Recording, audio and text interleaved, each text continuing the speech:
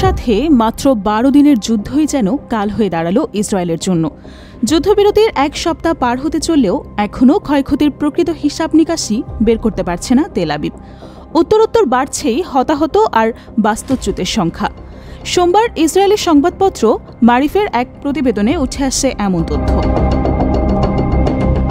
পত্রিকাটির ভাষ্য মতে, ইরানের হামলায় এমন ক্ষয়ক্ষতির সংখ্যা কখনোই কল্পনা করতে পারেনি ইসরায়েল।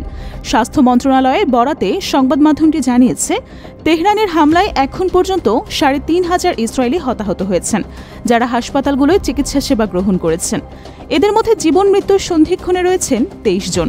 তবে উল্লেখযোগ্য বিষয় হল, এই যুদ্ধে যতটাই না শারীরিকভাবে ক্ষতির সম্মুখীন হয়েছেন ইসরায়েলিরা, ঠিক ততটাই মানসিকভাবেও ভেঙে পড়েছেন তারা, এমনটাই দাবি পত্রিকাটির।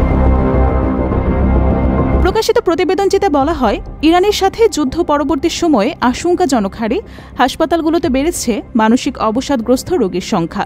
এদের বেশিরভাগই মিসাইল হামলায় ঘরবাড়ি হারিয়ে মানসিক আঘাতপ্রাপ্ত। এমন অবস্থায় মানসিক সহায়তা চাইতে চিকিৎসকদের শরণাপন্ন হচ্ছেন তারা। তবে নির্দিষ্ট কোনো সংখ্যা প্রকাশ করেনি গণমাধ্যমটি। দাবি, যুদ্ধের কারণে নিজ ভিটে থেকে সরতে হয়েছে ১১,০০০-এরও বেশি ইসরায়েলিকে, যাদের রাখা হচ্ছে বিভিন্ন হোটেল আর অস্থায়ী আশ্রয়কেন্দ্রে। কিন্তু কবে নাগাদ বাড়ি ফিরতে পারবেন এসব বাস্তুচ্যুত নাগরিক, তারও কোনো নির্দিষ্টতা নেই বলে জানিয়েছে মারিফ। সব মিলিয়ে প্রায় ১৮,০০০ ইসরায়েলের বাস্তুচ্যুতের খবর দিয়েছে সংবাদপত্রটি।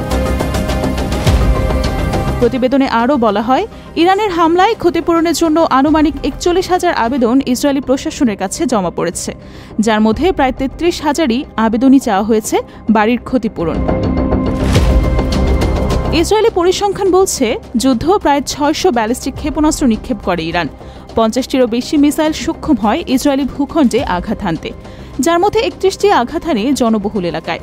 আর তাতেই ক্ষয়ক্ষতির কুলকিনারা মিলাতে হিমশিম খাচ্ছে নেতানিয়াহু প্রশাসন। আবার এসব হামলায় কৌশলগত গুরুত্বপূর্ণ সামরিক এবং গবেষণা স্থাপনা মাটিতে মিশে গেছে, যার আক্ষরিক একটি মূল্য থাকলেও বাস্তবে অনেক বেশি জরুরি। এর আগে যুদ্ধে ইহুদিবাদী ভূখণ্ডটির প্রায় $৩ বিলিয়ন ক্ষতি হয়েছে বলে জানায় মার্কিন সংবাদ মাধ্যম ব্লুমবার্গ। তবে এটি শুধুমাত্র ইসরায়েলি প্রশাসনের একটি ধারণা। ক্ষয়ক্ষতির পরিমাণ আরও বাড়তে পারে বলে ধারণা করা হচ্ছে। ক্ষয়ক্ষতির প্রকৃত চিত্র পুরোপুরি বের না হওয়া পর্যন্ত জানা যাবে না সেটা। অন্যদিকে ইসরায়েলি হামলায় প্রায় ১,০০০ মানুষের মৃত্যু দেখেছে ইরান।